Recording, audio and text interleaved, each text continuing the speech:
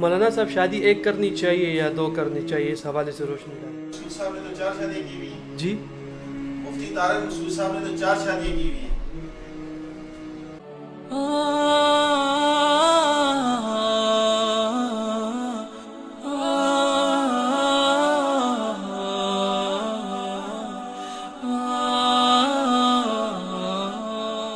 مولانا صاحب شادی ایک کرنی چاہیے یا دو کرنی چاہیے، اس حوالے سے روشنی ڈالیں۔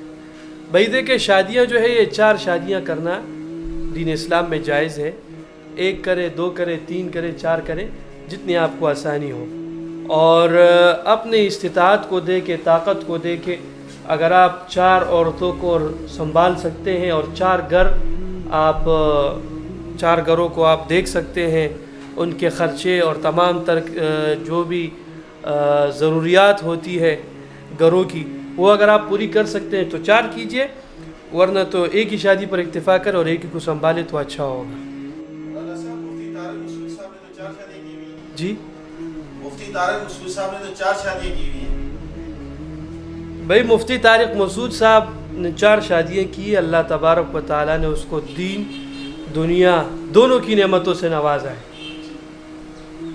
ان کے پاس گھی بھی اپنا ہے، دودھ بھی اپنا ہے، وہ قرآن کریم میں کہتے ہیں من بقلها وقصائها وفومها وعدسها وبصلها، تو میرے بھائی ان کے پاس ساری چیزیں اپنی ہیں، سمجھ رہے ہو؟ تمہارے پاس کیا ہے؟ کچھ بھی نہیں ہے، پھر ایک شادی کرو، 4 شادیوں کے ساتھ کیا کرتے ہو؟